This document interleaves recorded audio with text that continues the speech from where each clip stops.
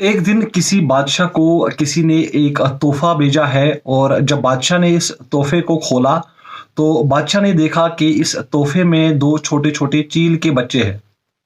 बादशाह बहुत खुश हुआ और हर आए दिन बादशाह को इन चील के दोनों बच्चों से बहुत प्यार होने लगा। लेकिन जो बादशाह है वो अपनी जिंदगी में बहुत ज्यादा मसरूफ था, इसलिए बादशाह ने एक आदमी को इनके टेक केयर करने के लिए रखा, जो भी इनको खाना खिलाता था, पानी पिलाता था और उड़ना सिखाता था। अब बहुत टाइम हो गया और बादशाह को एक बार दिमाग में आया कि मैं इन चीलों को एक बार नजर दूं कि चील कैसे है, कितने बड़े हो गए। जब बादशाह इन चीलों के पास पहुंचा तो बादशाह ने देखा कि दोनों चील बहुत बड़े हो गए थे और बहुत ज्यादा खूबसूरत लग रहे थे।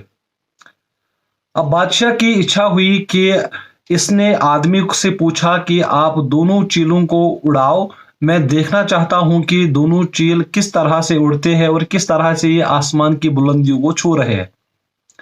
अब जो आदमी है इसने दोनों चीलों को उड़ने के लिए कहा जो किसी ब्रांच पे बैठे थे, और दोनों चील उड़ने लगे। इसमें एक चील जो था वो आसमान की जो बुलंदियां है वो छू रहा था, लेकिन दूसरा चील थोड़ा सा उड़ने के बाद फिर से उसी जगह पे बैठा। बार बार कोशिश करने के बाद जो ये दूसरा चील था ये थोड़ा सा उड़ने के बाद फिर से उसी जगह पे बैठा रहा। बादशाह बहुत परेशान हुआ और माजरा इस आदमी से पूछने लगा, और जो ये आदमी था उसने बिल्कुल बताया कि ये जो चील है इसी तरह हर दिन करता है, जब भी उड़ाने की कोशिश करता हूं अपनी जगह पे बैठता है। अब बादशाह के पास माल की कोई कमी नहीं थी। बादशाह ने ऐलान कर दिया कि जो भी हमें इस चील को उड़ाने में मदद करेगा तो उसको हम इनाम से नवाजेंगे। अब बहुत सारे लोग आए इस चील को उड़ाने के लिए, बहुत सारे प्रोफेशनल्स आ गए, लेकिन ये चील नहीं उड़ रहा था, अपनी जगह पे ही बैठ रहा था। अब बहुत सारे लोग परेशान हो गए कि आखिर माजरा क्या है, क्यों ये चील नहीं उड़ रहा है। बादशाह परेशान होकर फिर से निकल गया अपने काम पे, और कुछ दिन बाद जब बादशाह फिर से उसी जगह पे पहुंचा और देखा कि दोनों चील आसमान की बुलंदियां छू रहे थे, दोनों चील आराम से उड़ रहे थे। जब इस आदमी से पूछा कि आखिर वजह क्या है, किस तरह से ये दूसरा चील भी उड़ा, और जो ये आदमी था जो इनका ख्याल रख रहा था, इन्होंने कहा कि कोई आदमी आया था जो खेती करता है, वो हमारे पास आया और उन्होंने ही इस चील को उड़ाया।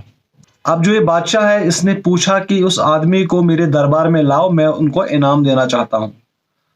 अब इस आदमी को बादशाह के दरबार में लाया गया और बादशाह ने उनसे कहा कि आपने किस तरह से इस चील को उड़ाया, क्योंकि बहुत सारे प्रोफेशनल लोग आए, उन्होंने ये काम नहीं किया, आपने किस तरह किया। अब ये जो फार्मर था जो खेती करता था, इसके जवाब ने बादशाह को हैरान कर दिया। अब जो ये इंसान था जिसने इस चील को उड़ाया था, इसने सिर्फ इतना जवाब दिया कि जहां पर ये चील बैठ रहा था मैंने देखा कि ये जगह नहीं बदल रहा था, सिर्फ एक ही ब्रांच पे बैठ रहा है, थोड़ा सा उड़ने के बाद फिर से उसी ब्रांच पे बैठ रहा था, तो मैंने उस ब्रांच को ही काटा। उसके बाद जब इस चील के पास कोई ऑप्शन नहीं रहा तो इसने आसमान की जो बुलंदियां है वो छूने लगा। बादशाह बहुत खुश हुआ और इसको इनाम दिया। तो आखिर इस स्टोरी से मतलब क्या निकलता है, क्या मॉरल है स्टोरी का। जिस तरह से इस चील को अंदाजा नहीं था कि मैं किस लिए बना हूं, आपको भी शायद नहीं पता है, हमें भी नहीं पता है। अब जिस तरह इस चील को अंदर से लग रहा था कि मैं कुछ नहीं कर सकता, मेरे में कोई पोटेंशियल नहीं है, इसी तरह हर एक इंसान को लगता है जो अनसक्सेसफुल है।